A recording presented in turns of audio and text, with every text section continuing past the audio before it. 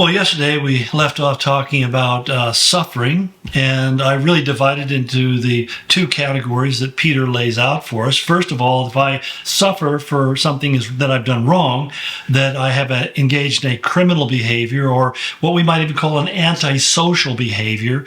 In other words, any rumoring and lying and backbiting and that sort of stuff, gossiping and stuff, those are antisocial behaviors. What they do is they break the bond of community.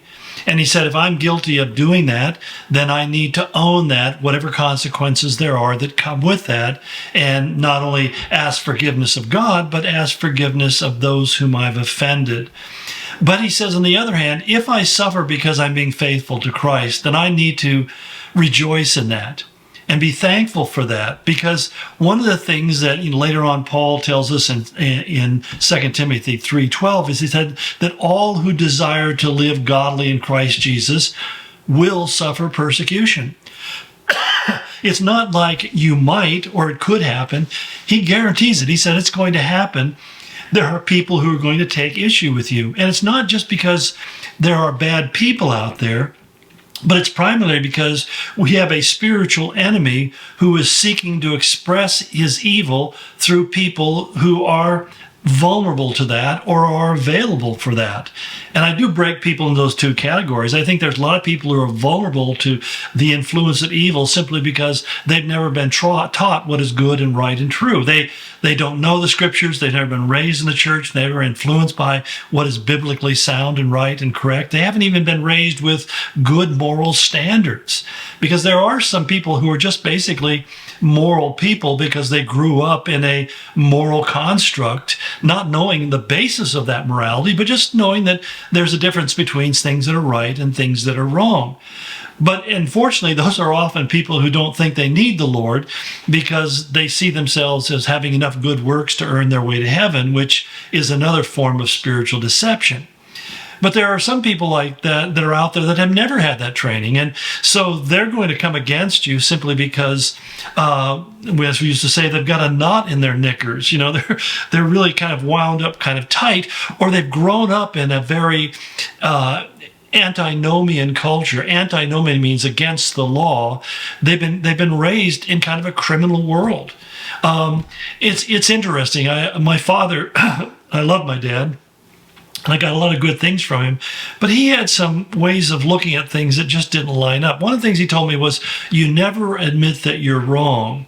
In other words, you never take responsibility if you made a bad choice or a bad decision. And he never explained that to me, but I knew intuitively that didn't make a whole lot of sense. And so I didn't really follow that advice very much.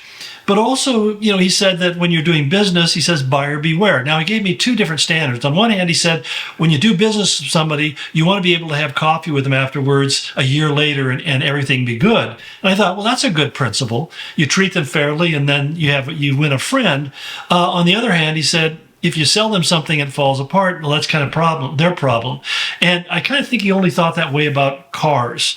But nonetheless, it was like this advice that was given to me how to live life that I simply could not get my mind around. And I think part of the reason is when I was a kid, my mom didn't give us a lot of religious training, but she did teach us the 10 Commandments. And so I realized that that God had said, thou shalt not lie, thou shalt not steal, that you shall not bear false witness. I knew that there were things that it wasn't right to misrepresent stuff.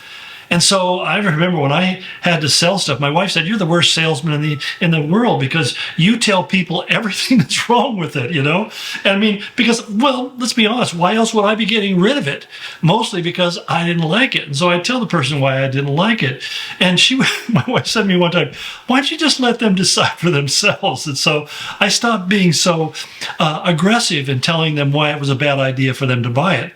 Yeah, that's why I would have made a terrible businessman, I think, in many ways. But nonetheless, it's that idea that you're accountable for your choices. You're accountable for your behavior, that if you never get caught here on earth, you're certainly going to have to answer for it in heaven. And so as a consequence, if I want to live a life that's godly, I'm going to find myself running head to head with some people who hate godliness. They hate the truth. And I find that, even as a pastor, a lot of times I get some really kind of unfriendly comments from people who think that I am sick and wrong for saying what the Bible very clearly teaches, that there are only two genders, that you can't change it by deciding you want to be a different gender. It's kind of like me saying, well, I want to be a billionaire. In fact, I don't just want to be a billionaire, I am a billionaire. Well, as one person said, well, it doesn't work that way. And I said, neither does gender. It's easier to become a billionaire than it is for a man to become a woman.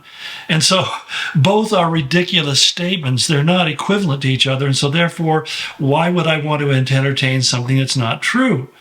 And that's the simple reality, is that truth always prevails because God created the universe with a foundation of truth. Satan inserted lies and deception, and that's why when people follow lies and deceptions, it always falls apart. It never goes well for them. Eventually, they're going to reap what they have sown. But if we speak the truth in love, God says he'll bless that. And if you're really secure in that concept, you're really grounded in that, then you won't be taking your cues from the culture. You won't be simply conforming your behavior to whatever is the loudest or the most popular narrative. You're going to be able to look at a situation and say, no, that violates the truth of God. I think about somebody like Dietrich Bonhoeffer. My wife and I just the other night watched a biography, a new biography that was done on his life, and it was really thrilling. But I think that's what really stood out to us, was that he became so firmly grounded in the scriptures that he didn't have any trouble at all recognizing that Nazism was a problem. But the fact that he spoke out against Nazism led to a lot of negative consequences, ultimately led to his death at the hands of the Nazis. And we look at people like that and we honor them for being martyrs, but we call them that because that's kind of unusual even within the church. We find that more often than not, what the church does is just kind of go silent. We may not agree with it, we may not be complicit in it, but we simply just don't address it. We want to avoid the controversy. In fact, I was thinking about this. I was sharing with my staff a few weeks back about how there's pastors who are saying, well, we don't talk about politics in this church because we don't want to create division and strife. And I thought to myself, the guy's being a total politician. In other words, you're being a politician as a pastor when you say, I'm going to avoid biblical issues because they cause controversy. And in other words, I'm not going to tell my congregation that if you support abortion, you're supporting a horrific, abominable sin in the eyes of God because I don't want to hurt their feelings, because some of them have engaged in that behavior. I mean, that's just being a politician. And so the very people who say we don't want to bring politics into the church are practicing politics within the church, just on a different arena for a different reason, for self-protection and self-promotion, but not because they want to speak the truth. They just want to go silent on the truth. That's why, again, Paul emphasized, speak the truth. Truth needs to be spoken. It needs to be verbalized. It can't be hidden in a corner. It can't be whispered in the ear. Speak the truth and do it with a heart that's concerned that the people who are rejecting the truth are going to suffer horrible consequences eventually. I mean, I just wonder how many of those people who were perpetrators of the Holocaust in Germany really found themselves at the end of the life standing before the presence of an eternal God and being cast into eternal damnation because of the wickedness they engaged in, because they believed a lie. And you have somebody like Dietrich Bonhoeffer who left this body and immediately went into the rewarding presence of God because he chose to stand on God's truth and went to death calmly and confidently, knowing he had done the thing that was right and good and true in God's eyes, as well in the eyes of others like you and me who seek to emulate his example. I think these are the kind of times that we live in where it's really important for Christians to really begin to gin up some internal strength and courage and not be so intimidated by the culture, not being so afraid of being canceled or being disliked, because that's kind of what's happening, isn't it? If you wear a Trump hat out in public, you're probably going to get somebody who's going to say something rude to you. You may even have friends who will no longer associate with you.